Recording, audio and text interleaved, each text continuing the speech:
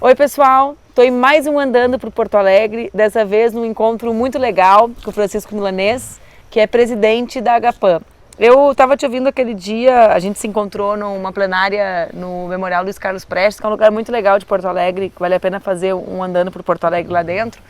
E tu provocaste a discussão sobre como a gente precisa ter uma pauta positiva para a cidade na questão ambiental. Sim. E eu comecei a me recordar de todo um outro tempo da cidade, de como a cidade foi protagonista do debate ambiental do ponto de vista local no Brasil. E a Agapan, os militantes da Agapan, a entidade e tu, né, essa convergência, vocês fazem parte dessa história. Sim. Então, eu tive a ideia de fazer o Andando para te ouvir um pouco sobre isso, né? Como que Porto Alegre se situa no tempo, nessa luta ambiental, como foi construída aquela história tão ousada nos anos 80 e antes mesmo disso, né? E para depois a gente chegar onde a gente chegou. Então, a Agapan nasceu em pleno período militar, em 71, e fez as primeiras conquistas. Para terem uma ideia, foi nos anos 70 e pouco, 73, 74, se conseguiu proibir a mineração em Porto Alegre. Esses morros que tem essas chagas são anteriores. Porto Alegre não minera desde aquela época. Desde a década de 70. Isso. Se conseguiu acabar com as podas estúpidas que existiam, que cortavam, deixavam só os tocos das árvores, não tinha flor na primavera, e se conseguiu, inclusive, fazer a primeira coleta seletiva de lixo, foi em 74, 75, acho, ainda no período militar, que foi uma horrível, porque a gente fez a luta, e eles coletavam e jogavam no lixão. Porque não tinha o que fazer, não tinha a segunda etapa. Sim, a verdade era para abafar a nossa luta, né, e fizeram.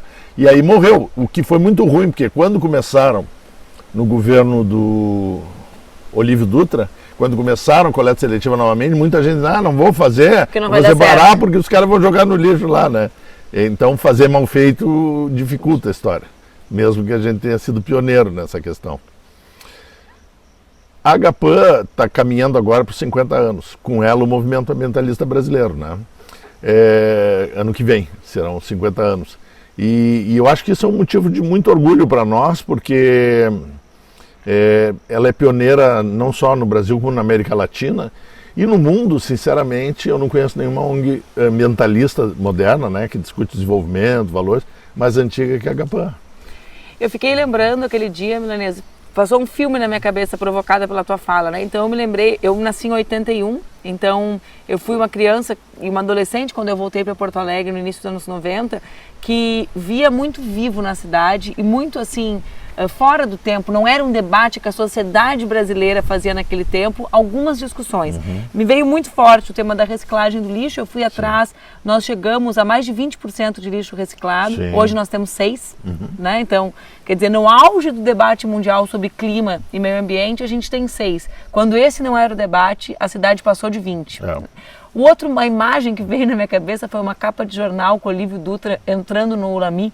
Te lembra desse dia? Uma foto? A ideia da balneabilidade do rio. Recuperar da balneabilidade de uma praia, quando na época as praias de litoral, como ainda hoje não tem, não eram balneáveis no verão. Exatamente. E eu fiquei pensando, onde a gente se perdeu nessa história, né? Eu comentava contigo, eu lembrei assim, tudo provocada por aquela tua ideia de vamos ter um projeto de cidade relacionado ao meio ambiente.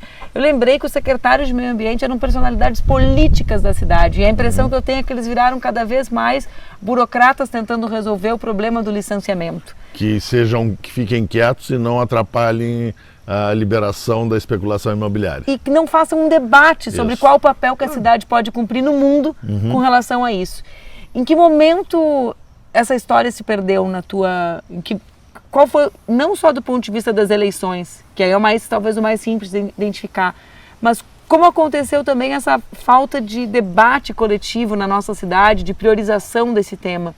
É muito louco isso, porque às vezes, a que a vida está me ensinando é que às vezes quando a gente consegue chegar numa boa qualidade de vida, boas conquistas, parece que se perde a história e a memória. E aí as pessoas naturalizam aquilo, que o ser humano é muito campeão em naturalizar o ruim e o bom. E aí perde a memória. Então Porto Alegre queria mais do que quando a gente tinha transporte coletivo muito bom, tinha uma questão ambiental razoavelmente bem tratada, tinha várias conquistas reais, né? E a cultura se desenvolveu muito, né?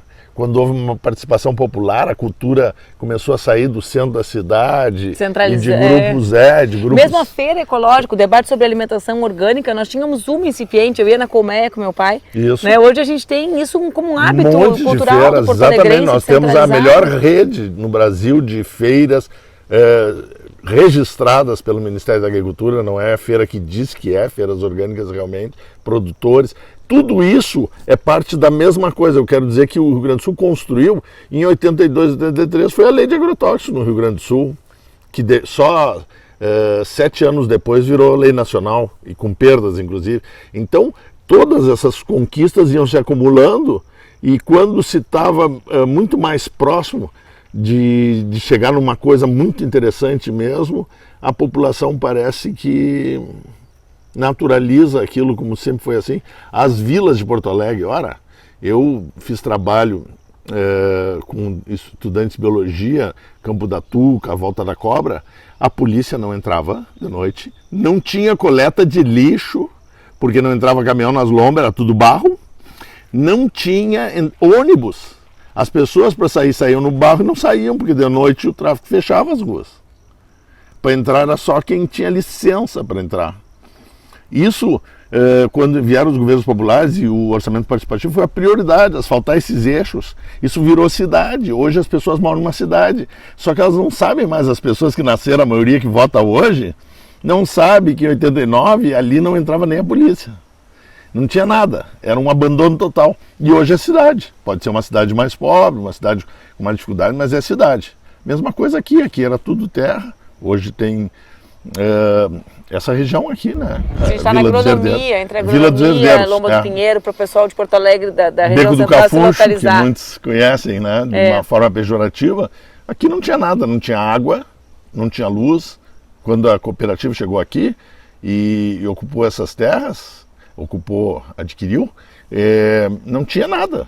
Tudo foi construído desde já. Se a gente pega o exemplo de Porto Alegre na década de 80, ele nos remete, acho que é um debate político bem interessante sobre o tempo atual, né? Final ali dos 80, 90. Como a política local pode ser importante para incidir na política nacional. Ao contrário do que a gente sempre exercita. A gente sempre tem a ideia de que o maior influencia mais o menor. E é óbvio que o impacto do grande é muito importante nas cidades, né? Mas aquele período foi um período que o local influenciou a agenda nacional. Tu citasse uma coisa que ficou muito didática para o mundo inteiro, não para nós. Em 92 se fez várias conquistas, né? A Rio mais 92 foi importante, a Eco 92, como chamam também, foi importante, mas se conquistaram documentos. E aí a Agenda 21 era a proposta de fazer a Agenda 21. Na Rio mais 5, que eu tive a oportunidade de participar, foi a governamental foi em Nova York e a não governamental foi no Brasil, eu participei das duas. A gente viu assim, nada tinha sido feito pelos países, nada. Pelos estados, formalidades. Alguns tinham feito algumas Agenda 21 para mostrar. 200 técnicos envolvidos, nenhuma pessoa. Entende? E as cidades, 2.000 e tantas cidades no mundo tinham feito realmente... E avançado. Avançado. E aí a gente começou a ver que não tem jeito para fazer detrás desse tipo de conquistas práticas. O único nível de governo que tem contato verdadeiro com a população nessa democracia atual pode ter mais fácil, né? Não quer dizer que tenha, muitos municípios não têm. Mas é o nível urbano ainda que está numa escala humana ainda. E aí que surgem as grandes sacadas, que essas sim aí podem se reproduzir em outros lugares, dando certo. O orçamento participativo é um exemplo. O tema da reciclagem do lixo, né? Reciclagem, tratamento de esgoto, Porto Alegre não sei como é que está hoje, infelizmente deve ter regredido, no PISA. Mas nós éramos a capital com a maior quantidade de tratamento de esgoto. Nós fizemos a obra do PISA, porque as pessoas precisam entender, né? O tratamento do esgoto é que tem relação com o rio limpo. Então, na verdade, a balneabilidade do rio significa a dignidade das pessoas das comunidades mais pobres não viverem dentro do esgoto. E cá entre nós, a balneabilidade do rio significa nós não bebermos uma água que é um lixo. mesmo tratada com seriedade, que o DEMAI é um modelo nacional Super de qualidade, inclusive. De qualidade, mas o tratamento econômico que se água. faz é tirar coliformes fecais e matéria orgânica. Agrotóxicos não se tira, metais pesados da indústria não se tira. Então, o que há de mais perigoso na água não é tirado. Portanto, tu não polui, não dá, seria caríssimo. Nunca tinha pensado sobre isso. A gente vive falando isso e parece que ninguém ouve. Nós estamos tomando o que é mais perigoso. Eu, por exemplo, me alimento de orgânicos, praticamente só na minha casa. Há muitos anos eu fui agricultor orgânico e fui fornecedor da Colmeia, enfim. E agora a água que eu tomo, seja ela em garrafinha, é cheia de química. Eu, pessoalmente, tenho um laboratório para filtrar água em casa, mas... Eu vou conhecer o teu laboratório. Mas ainda não é o ideal, né? O ideal é ter uma água que não é, porque o que acontece que as pessoas entenderem? Coliforme fecal, que é uma bactéria, que todo mundo fala, tem coliforme fecal. Toda água limpa, maravilhosa de fonte tem coliforme fecal. Ela não pode ter acima de uma certa quantia que pode te dar uma diarreia. Portanto, coliforme fecal, que todo mundo fala que é problema, não é problema. Problema são coisas que em parte por bilhão, parte por trilhão, até com um agrotóxico, podem te fazer mal. Podem te esterilizar, podem te fazer cânceres e mil outras doenças. Então, essas coisas são perigosas. E por ser nessa quantia tão pequena perigosa, é muito difícil de tirar. O ideal é não colocar na água, né? Para tirar carvão ativado ainda das coisas mais eficazes para isso, mas tem que ficar trocando sempre o filtro. A maioria das pessoas põe carvão ativado e não troca, e não adianta nada, porque ele é um filtro químico. Assim, se a gente vai ver todas as pesquisas, quando a gente vê pesquisas no mundo inteiro, né? A pauta que mais interessa aos jovens é a pauta ambiental. Sim. Ambiental, corrupção, aí tem o tema de segurança, terrorismo, dependendo do país, mas o tema do meio ambiente e o tema dos governos transparentes são dois temas centrais. Sim. Eu fico olhando, né, tem a Greta, que emerge, né, como uma grande liderança, lideranças jovens, muitíssimo jovens, como ela em outros países, né, teve uma recente polêmica com uma jovem de algum dos países da África, não me lembro qual país era jovem, mas enfim, jovens que lutam pelo clima. Mas na vida real, essa luta pelo clima, ela precisa ser transformada em coisas concretas, né, então eu fico às vezes quebrando a minha cabeça de noite pensando, o que é a tradução dessa luta pelo clima hoje em Porto Alegre, né? Como a nossa cidade pode contribuir nessa luta no mundo? Se eu quiser fazer a minha parte aqui, né? Eu como cidadã ou eu como candidata a prefeita, tu como cidadão, mas tu como homem que preside a Agapan, né? Então, tem o teu papel individual, mas as instituições, qual pode ser o pacto que Porto Alegre proponha na sua população para garantir que faça a sua parte no acordo global pelo clima? Existe uma falsa, eu tenho dentro de mim por formação uma falsa dualidade, que alguns veem de dualidade e na verdade não é nada, na minha opinião. Eu sou biólogo e sou arquiteto, né? Então, a cidade, para ela se tornar um ambiente, o bom da questão ambiental é o seguinte, que quando tu criar uma cidade prazerosa, saudável para viver, também tu estarás resolvendo essas questões. A cidade surgiu do afastamento da humanidade da natureza. Por medo, por ignorância, tudo isso lá nas primeiras cidades, os burgos. Primeiro eram protegidos por reis, né, e depois começaram a criar esconderijos para viver. As praças europeias mostram bem, né, são um lugar que não tem árvore, não tem nada. É a negação da natureza, exatamente, para se proteger. E, bom, o que aconteceu nesse processo civilizatório? Nós fomos desconectando com a natureza, cada vez mais, até que o ponto que nós desconectamos da nossa própria espécie. Primeiro das outras, do medo, dos bichos, dos insetos, das feras, depois de nós mesmos. Nós hoje vemos criança na esquina e não nos diz nada. Não nos diz nada ou nos diz muito pouco. Para mim, a cura da cidade, então já te respondendo, dei essa volta longa, mas não deu uma volta cura da cidade é trazer a natureza de novo para o convívio. É o que eu faço na minha casa. São pequenas coisinhas, mas é do alimentar o passarinho a plantar árvores para que eles possam nidificar. E essa árvore tem que ser uma árvore nativa, que é a alimentação deles, que é o lugar que eles conhecem para nidificar também. Então, por quê? Porque isso nós estamos atavicamente ligados a essas necessidades. Para a gente viver bem, a gente precisa do som deles. O som que nós criamos artificial nos enlouquece. O som da natureza nos cura, sabe? Aí, a cidade hoje, com conhecimento humano e com menos medo, com uma humanidade nova, mais conectada, reconectada, ela poderia ser muito prazerosa. E é exatamente o contrário do que nós estamos fazendo. Porto Alegre, que era a cidade com arborização de rua maior do Brasil, está cortando freneticamente, liberando corte. No centro da cidade, né? Desprotegeu 78, todos os decretos desde 70 que protegeram árvores foram eliminados num decreto só no ano passado, em fevereiro. Um decreto só derrubou 78 decretos. Toda a história da proteção de árvores de Porto Alegre foi derrubada. E assim vai. Essas liberações, o arboricídio que a gente chama, né? Tudo isso, nós até vencemos na justiça contra a responsabilização da secretaria por não cuidar do horto, que estava aos pedaços. Quer dizer, são milhões de reais que tem em plantas ali que estão sendo perdidos. Mas não é só planta, é a postura tua. Quando a gente fala bike é para andar, não é no asfalto morrendo, bike era para andar no meio das árvores, da sombra, entendeu? Porque ela tem uma batida... Tem o caminho, né? Aí esses dias eu brinquei, se alguém tem dúvida do papel das árvores, caminhe comigo às 8 da manhã numa rua sem árvore e entra na com árvore para saber o que acontece. É imediato. Né? Tu sai da asfaltada e tu entra na que tem árvores em cima. Eu sou tarado por caminhar também. Tu perde graus de temperatura, né? É incrível, claro. De uma rua para outra. Eu sou caminhador.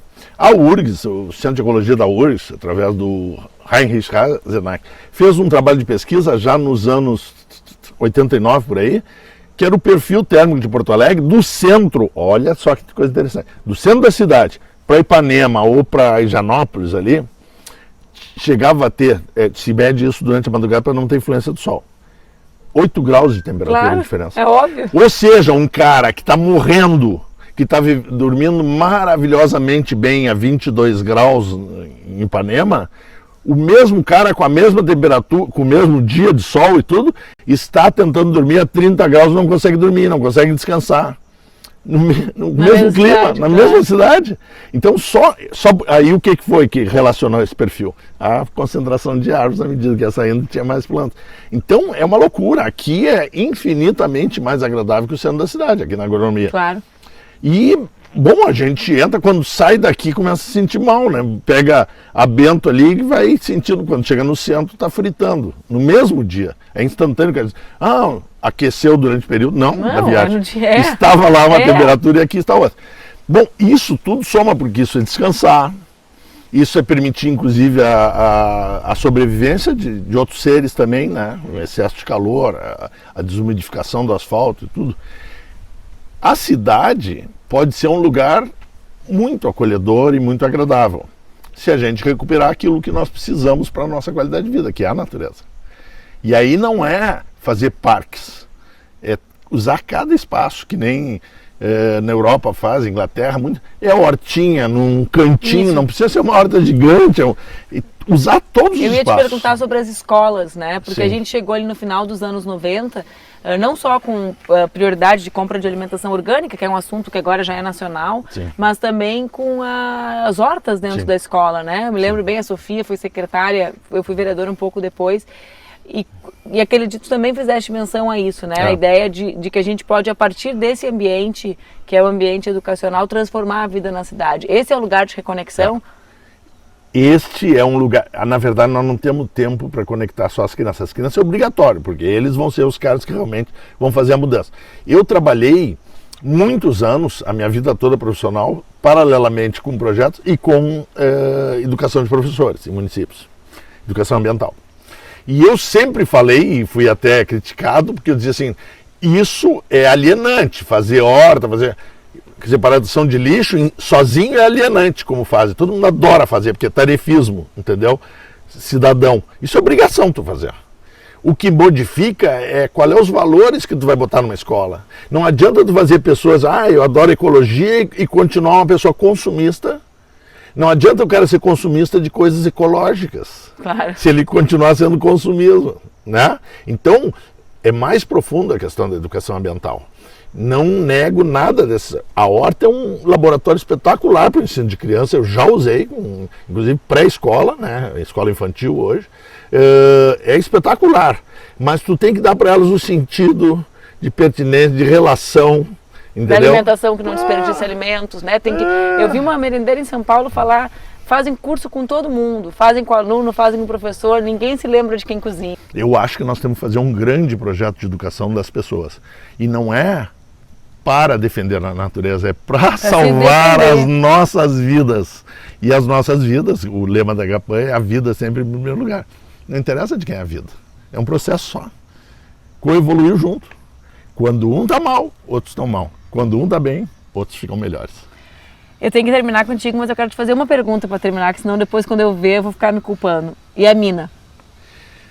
Olha, tia. A mina tem que explicar, já que eu estou te perguntando de uma mulher. Exatamente. Eu ia dizer, na minha época a gente gostava de mina, agora não gosto mais, sabe? Porque tem um processo muito importante, a mineração no mundo inteiro é praticada majoritariamente por piratas, por sugadores e expropriadores. Isso é histórico. A mineração serve a grandes interesses sempre externos àqueles que vivem ali. Segundo, outra coisa, a mineração, onde ela existe, ela promete riqueza e ela gera pobreza e doença. Tu pegares os lugares mais pobres e mais doentes da Alemanha, da Inglaterra, etc., são os lugares de mineração. Então, gente, eu conversei com o Francisco Milanês, que é presidente da Agapan, e para terminar, eu quero que tu sonhar uma outra Porto Alegre, ou a Porto Alegre que tu veio viver, que tu vive. Se tu fosse resumir um sonho para a cidade, qual ia ser, Milanês? Para a gente terminar. Essa é a pergunta para deixar a pessoa com a calça na mão. Não, essa é a pergunta dos meus sonhos. Porque eu acho que é tudo que... Eu sou um teórico, mas eu sou um prático. Eu sou essa coisa ambígua. Eu não tenho nenhum prazer de falar nada se eu não tiver propostas, né? Eu acredito que a Porto Alegre, todos nós íamos estar sorrindo, é uma Porto Alegre parecida com esse ambiente que nós estamos, entende? Que tem espaço para todos. Que ela começa a gerar essa afetividade, a dignidade, cuidar das pessoas. Eu me lembro, eu plantava em Canela. Canela não tinha pessoas na rua, porque as pessoas da cidade não aceitavam aquilo, elas pegavam, ajudavam, davam comida, davam jeito, davam emprego, entendeu? Porque a cidade tem que cuidar dos seus cidadãos. Se a cidade, não é o governo que tem que cuidar, é a cidade. Mas o governo, obviamente, tem que dar o exemplo. Claro. Ele não pode ser o cara que se desobriga das coisas básicas da vida e deixa para os outros. E diz, não, o governo faz e aí todo mundo ajuda. O cidadão tem que sentir essa vontade. E Porto Alegre tem muito essa coisa, quando ela se mobiliza. Eu me lembro perfeitamente, a Agapan foi eleita, curiosamente, delegada do orçamento participativo no primeiro, pelos moradores e outras coisas, não foi pelos ambientalistas, sabe? Então a cidade, quando ela compreende, quando ela é chamada, ela responde. Quando dá a chance de pensar, as pessoas pensam muito bem. É que as pessoas estão muito confusas e sobre uma base de informação muito louca, muito desestruturada. Eu nem vou dizer que mal intencionada também, muitas vezes, mas não é só mal intencionada. Nós estamos numa sociedade desestruturada de raciocínio. Quando te dá a chance de se reunir, conversar e pensar, as pessoas surpreendem, sabe? Foi muito massa, estou muito feliz. Eu sou filha de um ambientalista, né? Então todos esses assuntos para mim mexem com toda a minha relação familiar, com toda a minha relação com meu pai. E foi essa Porto Alegre que ele achou que ia deixar para mim, né? Uhum. Então a Porto Alegre da colmeia, a Porto Alegre do lixo reciclado, do Pisa, do Guaíba balneável. E já que ele não conseguiu, espero que a gente consiga deixar para minha filha. Na verdade... Ele conseguiu uma parte. Ele deixou, ela só está um pouco soterrada, essa Porto Alegre. Nós temos que dar uma varridinha para deixar. Ele conseguiu deixar, né? Porque se está vivo dentro de mim, já é o mérito dele. Que eu quis dizer, se a gente perdeu nesse último período, que a gente tivemos muitas perdas, que a gente consiga recuperar para a nossa geração e para as novas gerações que a grande vantagem é o seguinte, viver nessa cidade. Tem um poder econômico burro, porque... A economia não é toda burra, existe economia séria. Ontem eu fui numa reunião de cooperativa, eu moro numa cooperativa aqui, eu fui no Sicredi, por exemplo. Então existe uma economia legal. Existe uma reação. Existe uma economia legal, existe uma economia. Então é essa disputa de poderes que pode fazer o cara viver feliz ou viver egoísta. E a gente está tentando viver mais feliz, que as outras pessoas vivam mais felizes também, né? Sim, porque é impossível ser feliz sozinho. Impossível. Obrigada, Milanês, adorei.